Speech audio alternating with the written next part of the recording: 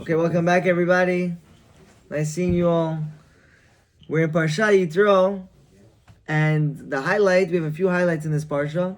The first one is Yitro coming to convert. Yitro wants to join our Jewish nation.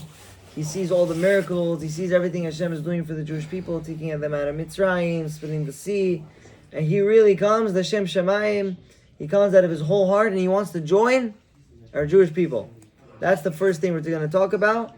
And we know the middle of the Parsha is the Ten Commandments, the Seret Dibrot, the giving of the Torah. But our main focus for today, our topic we could call it, is how to get closer to Hashem, how to get truly close and have kirvut Hashem, truly close to Hashem, how Yitro got.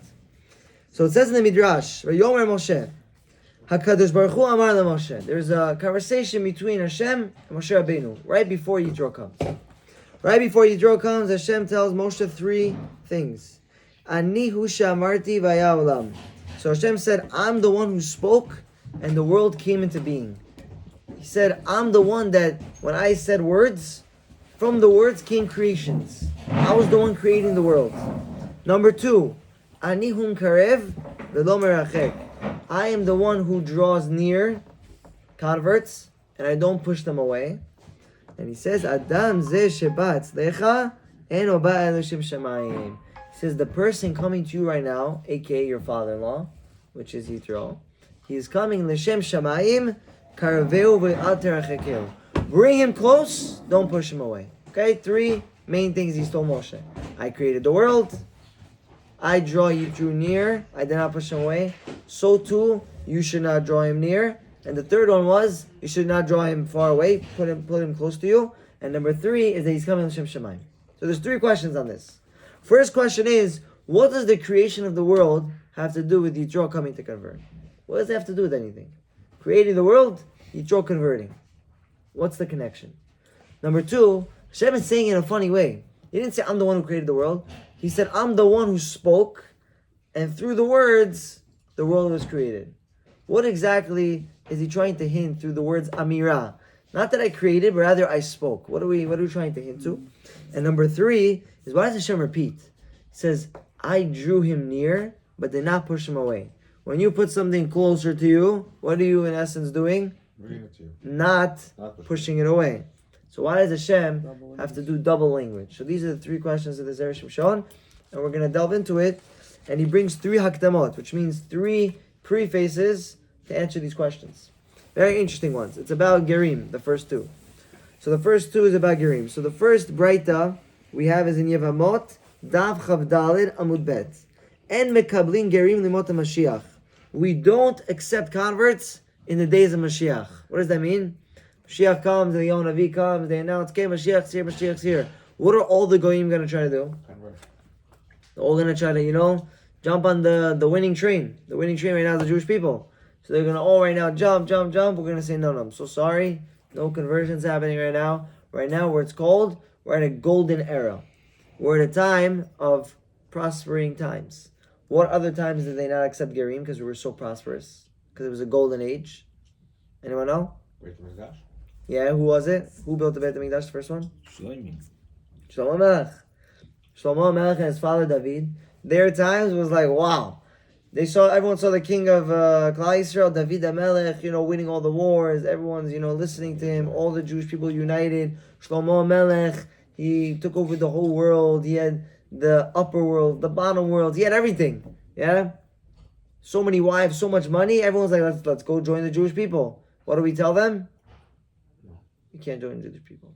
You cannot join Klal Yisrael when they're having good times. Why? Because are you going to join for the Shem Shemaim? Are you joining for the right reasons? No.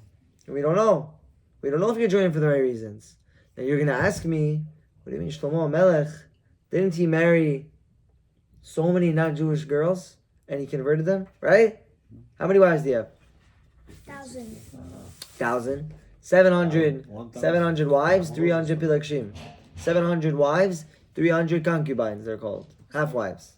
It's like, you don't have to pay for them. It's just your wife. So you get 700, 300. He had 1,000. He was converting so many people. So this is Tosfot's question. Tosfot's question is, we find that there's many converts during those times. So how could it be that the Gemara and the Braita is saying we don't accept. So Tosfot gives 3 exceptions to the rule. What are the 3 exceptions? So obviously, if the reason we don't want people to convert is because we don't want them doing it for the wrong reasons, Jewish people, they're doing so well, they're having such good times, a lot of money, a lot of success financially, they're just going to join the Jewish people because everyone loves Jews at that time. They want money and they want fame. But let's say the guy's already has money and already he's famous. Say he's a princess, she's a princess. Is she allowed to convert? Yes. Why? She already has the money and she already has the fame. So the reason why she's converting is because of good reasons. Hashem Shemayim. Or let's say the noble guy, he's already, rich, he's already famous, everyone knows him. He doesn't care to join the Jewish people just for fame, just for money. If he's really joining, if he's coming to convert, he's coming to convert for the right reasons. So the first exception to the rule, it's called Shulchan Melachim. He's already on the table of kings. Number 2, they convert on their own. If they convert on their own, doesn't mean they go ahead and they start dipping in the mikvah and they say, I'm now a ger. No. It means he leaves the not Jewish people, he lives by himself or whatever among Jewish people, and he keeps whatever he he keeps kosher, not Shabbat, because then we kill him. He keeps kosher, he, davens to Hashem, he does, lulav, whatever he wants to do, acts as if he's Jewish, shows that he really means it for years. And if they saw, this guy really meant it, so after a few years, they're going to accept him, because no one's going to fake it for the long run. And number 3, if we recognize this guy is coming L'Shem Shemayim, okay, if we recognize the guy is coming L'Shem Shemayim, even if it's during the golden age of David Melech, Shlomo Melech, Mashiach times, we will really accept him. So this is the first Gemara. What? What, even Mashiach's time? You don't have time to show. But let's say Mashiach sees you're really goy, that you want to truly become closer to Hashem, then yes. Now the second Gemara is also in Yevamot, and it says, how do you accept Gerim? How do you accept, a non-Jew that wants to come and convert to Judaism? So the Gemara in Yevamot, another Gemara in Yevamot, explains how do we accept Gerim, bless you. How do we accept converts? Convert comes, he wants to come join our nation. How do we deal with him? Do we push him off? Do we say we don't do you? Do we say this is times where it's not the golden era, it's times where, we're regular times like now. So what do we do? Do we throw him off? Do we say come join whatever you do? No. There's a way. We have to make a balance. We have to do positive and negative. Pros and cons. We say the easy mitzvot, dip the apple in the honey, eat a lot of food on Shabbat, lighting candles on Chanukah, all like the nice stuff that we do, mishloch manot. But then we gotta tell them the mitzvot chamurot. We gotta tell them the hard stuff. You cannot turn your phone on Shabbat. No business on Shabbat. Cannot lend interest in your business. You could only get married to one woman. You can't look at everyone else. You tell them all these mitzvot chamurot, hard things you have to do, and you try to push him off. You try to push him off, and you try to make a balance, but you don't want to fully, get rid of him, but you want to keep him close, and that's what you're supposed to do. But don't tell him the severity of transgression. Don't start telling him, if you're gonna sin, you know what Hashem is gonna do to you. Hashem is gonna burn you alive in Gehenna. He's gonna take you. He's going to roast you. He's going to throw glass down your throat. Don't show him, by your own revenge, the movie Gehinam. Don't show him that shiur. You have to be nice to the guy when he's first coming in, okay? But you try to push him off at the same time. We actually had a story this week. It's crazy. Parashat Yitro, and a guy, I can't say it on the camera, but of a certain race, we can all know, came inside the yeshiva, and he came downstairs to the coffee room. Certain race? Come on, nationality. Black? So he came down, and I'm there. We're in the middle of learning for Seder. I'm with my charuta, and we're making teas. He comes down, and he says it's his birthday, and he's turning 31, and his life is meaningless, and he really wants to join the Jewish people. And he says, "I see you guys are so prosperous." This guy, this Schwarza, yeah, he comes. And he says that, I want to join you guys. He's like, I'm ready, I'm with it. What was it? He tells me, my charuta, I'm ready, I want to join. And we're like, so my charuta is the one talking. And he's like, you know what we're doing? You know what we do over here? And he's like, what? He's like, you're going to have to, you know what you're going to do? You're going to have to keep kosher. No more cheeseburger, no more Popeyes, only kosher food. He says, I don't do these fast food places, I'm ready. We're going to have to learn. You're going to have to learn so many days, learning, figuring out the Torah, breaking your head over it. No, I love it how you guys all sit. He's like, what do you like about it? Like you guys sit in the room all together, like with unity. You guys are learning. You guys are reading books. It's like, go to the library. They have books in the library. He's like, why do you want to join our nation? Go to book club. So you're supposed to tell the people, why our nation? Are you just joining because for the good stuff? It's like, you don't understand. My owner, my how do you call him, boss.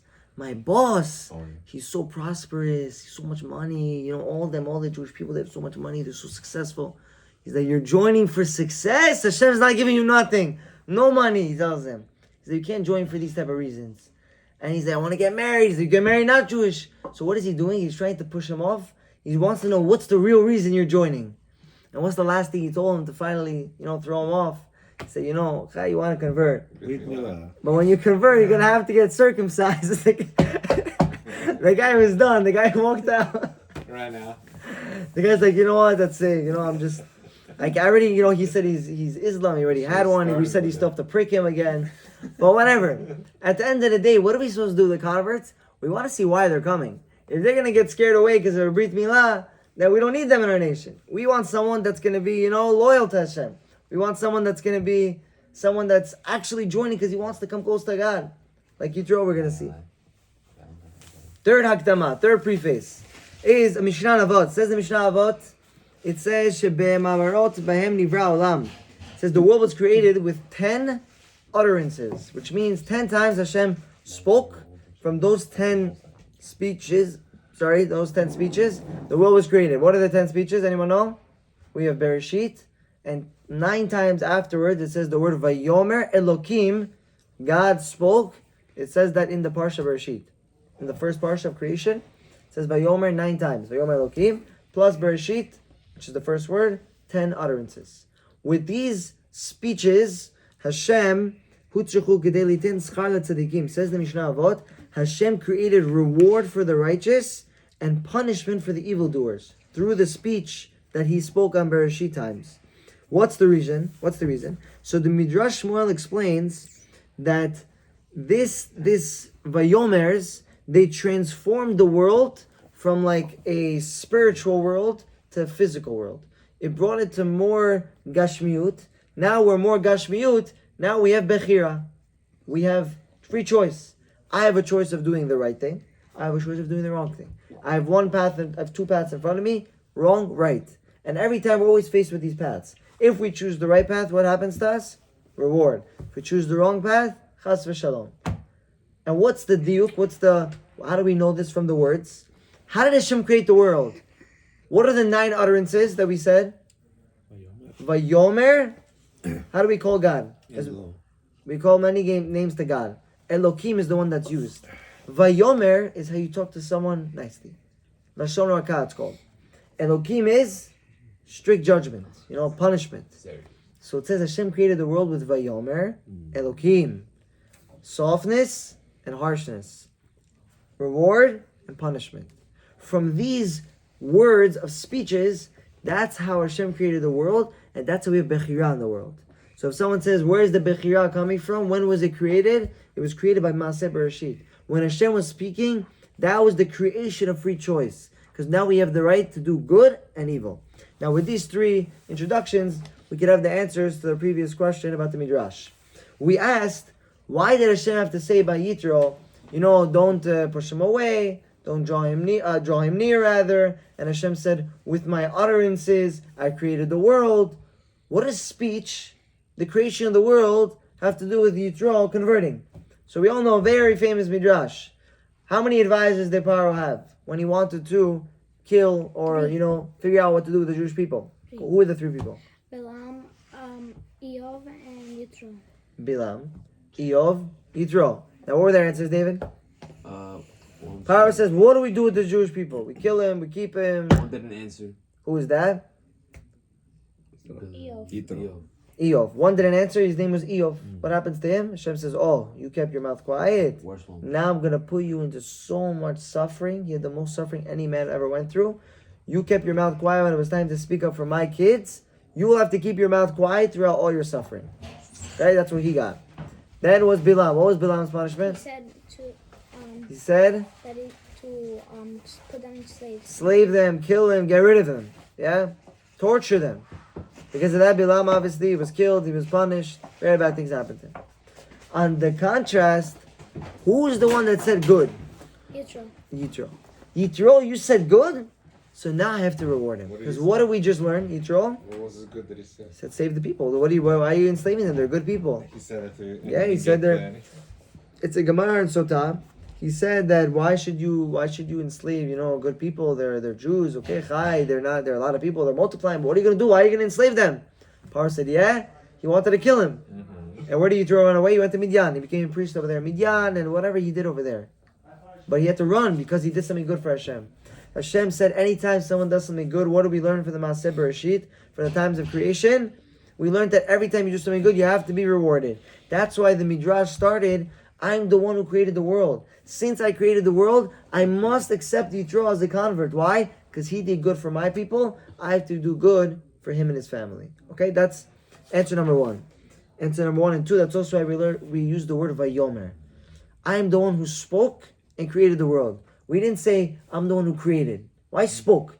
Because the speech is where we learn the Bechira. Vayomer Elokim. Hashem spoke.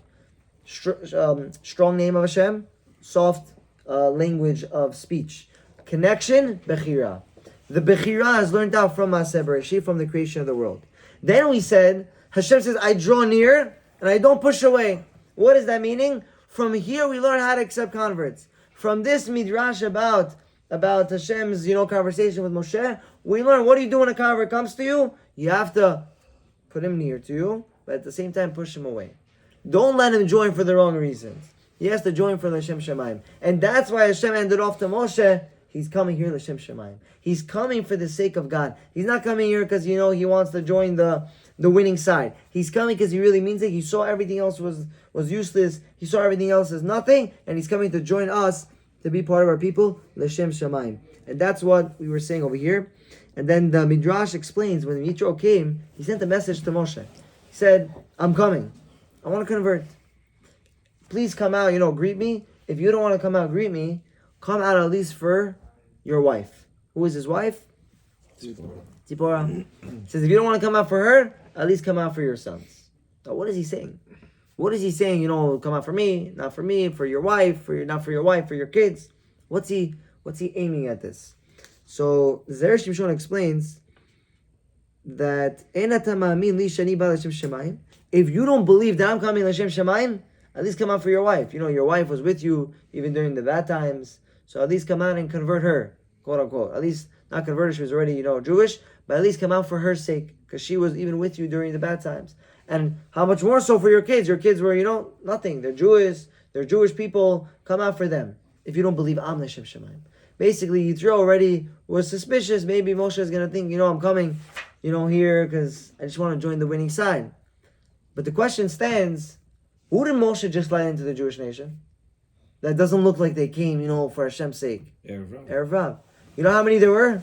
Millions of Erev Rav. You think he's not going to accept one Yitro? So many Erev Rav, one Yitro, you're not going to accept? So what's the difference between Erev Rav, that Moshe would accept them, but Yitro, he would have a doubt? Because when did the Erev Rav join? Before. They joined before, during the time of the Korban Pesach. That's when they were joining. They were joining during that time. During that time, they were still in Egypt. They still have, the Egyptian masters on them. You still see your master who was enslaving you and whipping you for 86 years. You still see him over there. You still didn't leave Mitzrayim. There was no Kriyat Yam Suf. You still didn't get the Torah. They still have to fight Amalek. They have to go through a lot of suffering. But Yitro came way after all that. Yitro came after Kabbalat Sinai, the Kabbalat Torah. He came after Mechamat Amalek. He came after the war of Amalek, splitting of the sea. He came after everything. No more Egypt. So it looked like he didn't come for the right reasons. So the Erev Rav were greater than the 80% that died there, that didn't want to come out. What do you mean? 80% of the Jews that didn't come out. Do you know why the 80% of the Jews died? Because if they didn't die, Hashem would have to send them to suffering. They died, they went straight to Gan Eden. Because right now, Hashem said, I can't leave you here. I don't want you to stay here. What's going to happen if you stay in Egypt? No. You're not going to die. You're gonna assimilate with the Egyptians. Understand? And if they assimilate, they lose all their chilek l'olam haba. Hashem says, I care and love for you so much, I want to give you olam haba, I'm killing you right now. You understand? That's why it's very important. Mashkiach was actually speaking last week about this. He said you cannot fall into assimilation. You cannot live with the not-Jewish people. Some people, they move out to places, it's very common sometimes, where people just move out to places where only non-Jewish people live. Or they're in places, they work, it's only not-Jewish people. And what are they doing? They're assimilating themselves into the Goyim. You're allowed to work in a non-Jewish place. But once you start being friendly with them, once you start hanging out with them, going to restaurants with them, chilling with them, what do you slowly become? Them. You become them.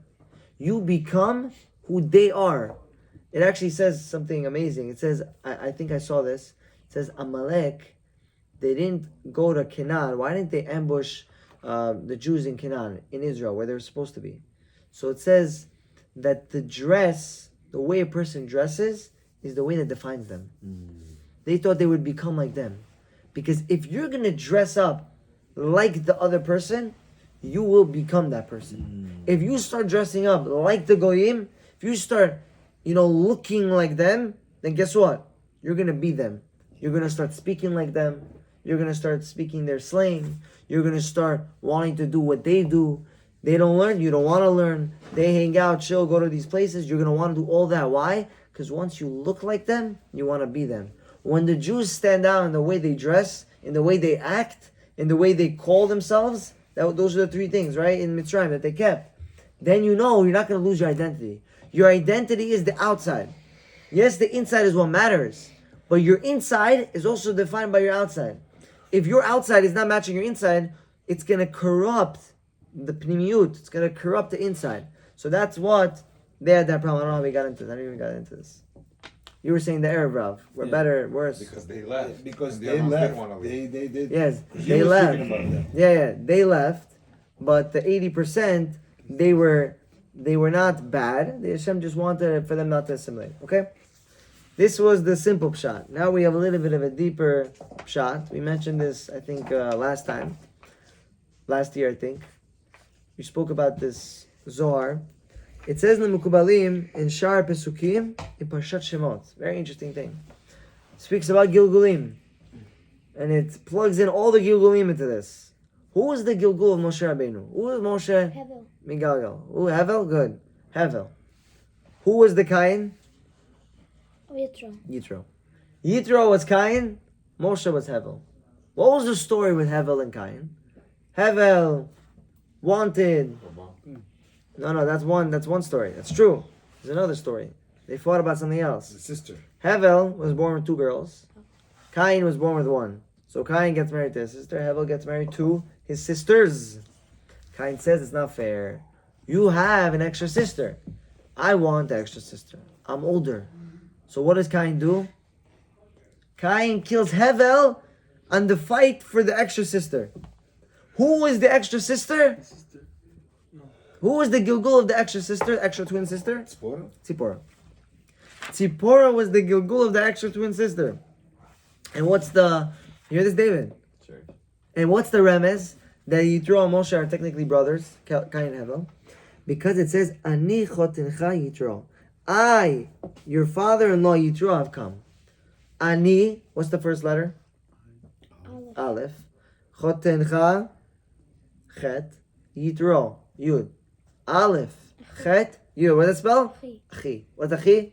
Brother. Brother. I am your brother. Yitro is saying, I am your brother. I'm coming to you right now. I want to convert to Judaism. And I want to offer you Tzipora. I want to offer you your girl, your twin sister, extra twin sister, the one that you rightfully own, the one that was yours that I killed you about. I'm giving her back to you right now. This was Yitro doing the tikkun that he did when Cain killed Hevel. He was Cain. Yitro was Cain. He was doing this tikkun. And it says in the Gemara Makot, why did he think that Moshe is not going to accept him? Because there's a rule. Anytime you kill someone accidentally, right? Go el adam. You ever learned this? Gemara Makot. If you kill someone accidentally, what are you supposed to do? You're supposed to go away to Ir Miklat. Then when the Kohen Gadol dies, you're going to be free. When the Kohen Gadol dies, you go back to your city. Let's say you were a Rosh Hashiva. Let's say you were a CEO and you had to leave your city.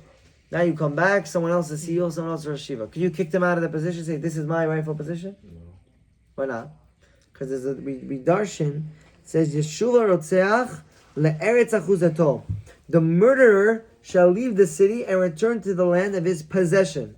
He shall return to the land, but not shav legdulato. But he will not return to the position of his prestige. You return to your house, but you don't return to your position. So Yitro says, if I'm going to join the Jewish people, I'm going to be the father-in-law of the Melech, father-in-law of the king. And Cain was older than Hevel. I'm going to return to my prestige over you. I'm the father-in-law of the king. I'm the guy who's, I could say this is my son-in-law. So if you could say this is my son-in-law, it's like saying this is my little brother. So again, I'm returning back to the position I used to be. And I killed you. And I'm not allowed to do that. So because of that, Moshe Rabbeinu might not accept him, says Yitro. So Yitro said, if you don't want to come out for my sake, come out at least for your wife. Who is his wife? The extra twin sister, Tzipora. But he says, if you don't want to come out for Tzipora, come out for your sons. Why does he not want to come out for Tzipora? What does she do so bad? So David, there's a rule. Anytime you cause someone to sin, even if it's not your fault, you're still blamed. Hear that? Tzipora, yeah, they were fighting over her. What does she do? She's just standing there. But since the fight was about her, and a death occurred because of her, she gets punished. Understand? She's still not punished, but blamed. She's blamed. And we learn this from the Rambam. The Rambam in Perek Zayin, Hilchot Rotzeach, he says that a person, he causes great takala if something is caused because of him. So it was also caused by Tzipora. This is how the Zera Shimshon is learning. The causing is also the blame. So he says, at least come out for your children. Because you know who your children are? Your children are the descendants, the kids that Hevel would have had with this girl.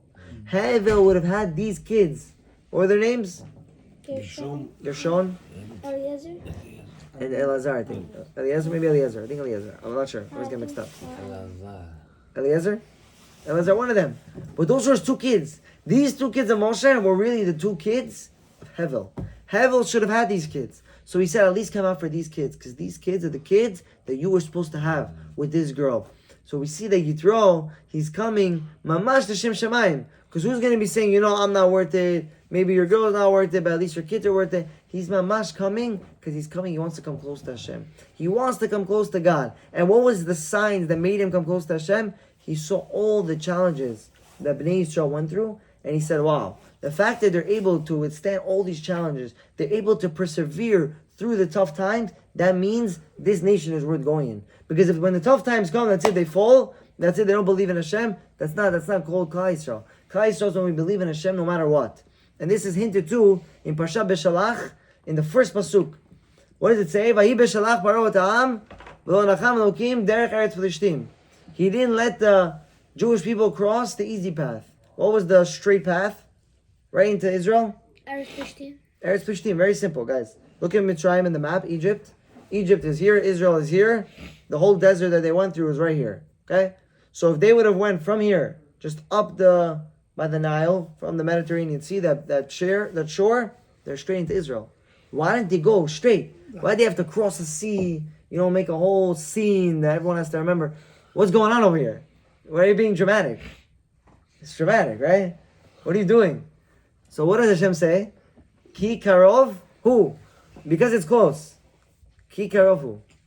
Because it's close. Because it's easy. Now, if you look at the Midrash gives a lot of reasons why they didn't go that path. You know what was on that path? The dead bones or the dead. There was the dead bones of Shevet Ephraim. Shevet Ephraim rebelled in Mitzrayim. They said, we're not being slaves. We're out of here. They go to Israel. They march their way to Israel. On the way there, they get slayed. All of them. All their bones, no one even bury them. They're on the floor. Imagine you're going to walk. You're going to see the cousins, your brothers that passed away. That's scary. They're all going to get scared. They're all going to be, their spirit is going to be destroyed. So that's one reason. Another reason is the Plishtim were waiting for them. They said, you want to take over Israel? We're burning Israel. They took all the forests, all the fields. They started burning everything. Because they said, if you're even going to capture us, you're not going to benefit from this land. You hear that? Did you know that? They took it and they clicked the self-destruct button. They were sore losers. Self-destruct. You're going to beat us, we're destroying everything. So burn. Exactly. So where did they go to then? They didn't go that path. They didn't go through that. It's exactly the reason. They didn't go through the path. They burnt that if they were going to come into Israel, they burnt the whole half of Israel. Because they don't want the Jewish people to even benefit from Israel, even if they're going to capture us. So they would look at all this and they would be like, okay, we're distraught, we're done. What's the reason that we came here? And they would give up. Hashem says, I sent you through the, in the desert 40 years just for you not to see all this. But what does the reason Hashem give? He doesn't say because there's bones. He doesn't say because there's forest fires. He doesn't say because there's people with swords waiting for them. What does he tell them? Kikarovu. It's close. It's easy. Because it's easy, I'm not letting you go through. And what does this mean? You want to appreciate it. So we have to look into nature to get the understanding to this question. There's a certain insect, it's called a caterpillar. What does the caterpillar become? A butterfly, right? How does it become a butterfly? It's in a cocoon. In this cocoon it grows, and now it's struggling to come out. It's already a butterfly, and it's struggling to come out. It's moving left, it's moving right, it's going up, down, trying to push its way out and rip itself out of this little cocoon. If you're gonna go right now to the butterfly, and you're gonna, help it put a little slit, what are you doing to the butterfly? It won't fly. It's not gonna fly. It dies. It's dead. It's gonna live for another, a minute maybe. It's done. Life is over. If you make that struggle easy for him, then he's not gonna live. Sometimes in life, we think that we have two paths in front of us, the easy path and the hard path. We think the hard path is the wrong path. But that's not true. Because the very challenge is what makes us. That struggle brings out our potential within us. When we're going to go down the hard path, when we're going to be going in a place that, we don't even know if we're going to be successful. We're trying to serve Hashem, we're trying to do mitzvot, we're trying not to fall, but yet we still fall every time. We try to, come closer to Hashem, we fall. We try to be successful in our business, Hashem, gives us all types of challenges. If we're going to give up right away, it's not going to work. We're never going to be successful. Because failure is not a detour to success. You're not veering off the path, the success path. You're behatzlacha if you're having a hard time. If you're going through hard time traffic or whatever you're going through, that means you're on the road to being matzliach. You're on the road to having success in your life. Because the butterfly only became the lively butterfly that flies all around the place through the flowers only when it had to struggle in a cocoon. Same thing with Klal Yisrael. Klal Yisrael had to go through that struggle. Had to go through the struggle of the 40 years in the desert. 3 days, Israel. Very, very simple. Just go. Easy path. No. Kikarovu. It's too easy. You have to go in the desert. 40 years. No food? Ask for food. Man. No protection? Clouds. They had to go through all this hardship in order to make them Klal Yisrael. In order to make them the Jewish people that could withstand everything. In order for them to accept the Torah, it was not in the easy path. Come into Israel, have the whole mountain, have a whole parade. We are now accepting the Torah, fireworks, tatach. No, in the desert. Go in the desert, suffer. Go in the desert, not really suffer, but go through the struggle. Be like, what are we doing here? Imagine you're a Jewish guy in the desert. What are you gonna think to yourself? God, I was a slave for 86 years at least. Okay, I just came across the sea. All my Egyptians died. Now we just accepted the Torah. We build a Mishkan. And we're walking. We're walking in circles. What time? U-turn. Imagine just making a U-turn. Then you go in someone's car, and he goes down the block, makes a left, goes down that block, makes a left, makes another left, makes another left, makes another, and he keeps making lefts. What are you gonna tell the guy? What are you gonna tell him? You feel like you're crazy? You're supposed to go straight. You want to get somewhere, make it straight, then make it right. Why you keep going in circles? Why is Hashem taking the Jewish people round and round and round and round? Because He wants to see, are you going to fight the struggle? When we're going to fight the struggle, we're going to be successful. And guess what? Not every time you're going to succeed. The one time you're going to, go up, and then even if you're going to fall after, that's worth it. And I have a beautiful story I just heard that's going to bring out this concept. There was a story that Rabbi Uri Zohar, you ever heard of him? Uri Zohar, he said this story. He was a very famous actor in Israel. Dave, very famous actor in Israel. Imagine actor, Hollywood actor. Not religious. Not religious, fully off the D. Has, a beach house, this, that, chilling. All of a sudden, he goes off for 10 years, He's hiding, no one even knows where he is.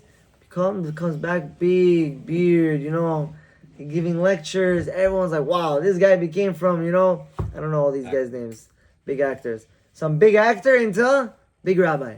And he used to be Mekar with a lot of people. Big guy, Rabbi Uri Zohar. He passed away. Wait, this was him? He was the actor?